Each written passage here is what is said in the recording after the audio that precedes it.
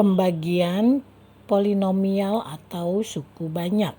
Pembahasan kita kali ini yaitu tentang metode Horner.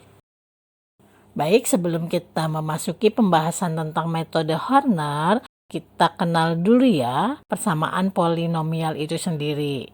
Di sini kita akan rumuskan persamaan polinomialnya sebagai berikut. Fx sama dengan Px dikali Hx ditambah Sx, di mana Fx-nya adalah persamaan polinomial, Px-nya pembagi, dan Hx adalah hasil bagi. Terakhir, Sx-nya adalah sisa pembagian. Metode Horner sendiri hanya bisa kita gunakan jika bentuk pembaginya adalah X min C. Jadi, jika pembaginya bentuknya bukan X min C, kalian bisa menggunakan metode lain. Dalam hal ini adalah metode Porogapit. Jadi kalau metode Porogapit, mau seperti apapun bentuk pembaginya, kalian bisa pakai metode Porogapit itu. Jadi sifatnya lebih universal. Kalau metode Horner ini ada syarat dan ketentuannya, yaitu pembaginya bentuknya adalah X min C. Oke, kita mulai pembahasan soal. X pangkat 3 dikurangi 7x kuadrat ditambah 4x ditambah 24 dibagi x min 3. Kita bisa gunakan metode Horner karena dia sudah memenuhi syarat ketentuan untuk menggunakan metode Horner, yaitu pembaginya bentuknya adalah x min 3. Oke, kalian perhatikan di sini dicantumkan bentuk atau metode Porogapit, tapi kita tidak akan membahasnya secara detail ya. Kalian bisa lihat link deskripsi untuk pembahasan metode Porogapit. Kita langsung ke metode Horner. Kenapa kita cantumkan metode Porogapit? Itu hanya untuk pembanding saja ya. Oke, kita tulis. Untuk metode Horner, kita buat garisnya dulu ya. Garis seperti ini, kalian perhatikan. Lalu kita tuliskan koefisien-koefisien pada persamaan polinomialnya. Di sini kan persamaan polinomialnya adalah x pangkat 3 dikurangi 7x kuadrat ditambah 4x plus 24. Kalau kalian perhatikan, angka-angka atau koefisiennya adalah yang x pangkat 3-nya adalah 1.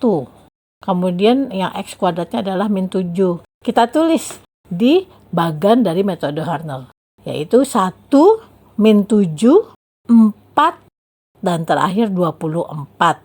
Lalu pembaginya kan x min 3. Berarti kita tulisnya yang sebelah kiri dari bagan adalah 3. Kenapa jadi 3 bukan min 3? Karena x min 3 itu kita ubah menjadi x sama dengan. Karena pindah ke ruas kanan berarti x min 3 menjadi x sama dengan 3. Kita tulis pembaginya di sini adalah 3 ke bagan metode Horner. Lalu kita mulai ya untuk angka 1. Di sini kita tambahkan karena di bawahnya tidak ada atau kosong, berarti kita tulis atau kita tarik 1 ke bawah. Ibu kasih warna hijau. Nah, setelah kita tulis angka 1 ini, lalu kita kalikan dengan angka 3 pembagi yang berwarna kuning ini ya. Lalu kita tulis hasil dari 1 kali 3 ini di bawah angka min 7 ini. Hasil dari 1 dikali 3 adalah 3. Setelah kita tulis di bawah min 7, kemudian kita jumlahkan min 7 tambah 3. Hasilnya adalah min 4. Kita beri warna sesuai dengan kelompoknya. Min 7 ditambah 3 kan hasilnya min 4. Kita letakkan persis di bawah angka min 7 dan 3 itu sendiri. Hasilnya adalah min 4, kita beri warna hijau. Sama seperti yang 1 tadi ya, karena ini kelompok ya, satu kelompok. Lalu min 4 kita kalikan juga dengan 3. Hasilnya adalah min 12. Letakkan di bawah 4. Nah, 4 ditambah min 12 hasilnya adalah min 8. Letakkan lagi di bawahnya persis dan kita beri warna hijau sesuai kelompoknya. Lalu min 8 dikali 3 hasilnya adalah min 24. Diletakkan di bawah angka 24. 24 ditambah min 24 hasilnya adalah 0. Nah, 0 ini Ibu kasih warna merah berbeda karena dia merupakan sisa ya. Berarti kita sudah dapat nih dari sini. Kalau kalian perhatikan, yang berwarna kuning adalah pembagi. Yang berwarna putih sendiri yang di atas itu merupakan polinomialnya itu sendiri. Lalu yang berwarna hijau itu hasil bagi ya. 1 min 4 min 8 itu hasil baginya. Dan terakhir yang sisanya berwarna merah yaitu 0. Oke, kesimpulannya. Yang berwarna hijau itu kan merupakan hasil dari pembagian polinomial. Berarti kalau kita tulis 1 ini menjadi 1x kuadrat. Tapi kan umumnya 1x kuadrat, angka satunya tidak perlu ditulis. Jadi ditulisnya adalah x kuadrat. Lalu min 4-nya menjadi min 4x. Dan terakhir min 8. Itu hasil baginya ya, yang berwarna hijau. Dibulangin x kuadrat min 4x min 8. Sisanya adalah 0 yang berwarna merah. Itu kalau kita menggunakan metode Horner. Kenapa x kuadrat kita tulisnya yang satunya? Karena kan tadi polinomialnya sendiri berpangkat atau berderajat 3. X pangkat 3. Otomatis hasilnya adalah x kuadrat. Satu angka di bawah dari x pangkat 3 ya. Jadi menjadi x kuadrat. Kalau kalian perhatikan gambar yang tadi dicantumkan, yaitu yang metode Porogapit, apakah hasilnya sama? Iya, hasilnya ternyata sama, yaitu hasil baginya x pangkat 2 dikurangi 4x min 8 dan sisanya 0. Jadi dua metode ini menghasilkan persamaan yang sama. Jadi kedua metode ini memiliki hasil yang sama.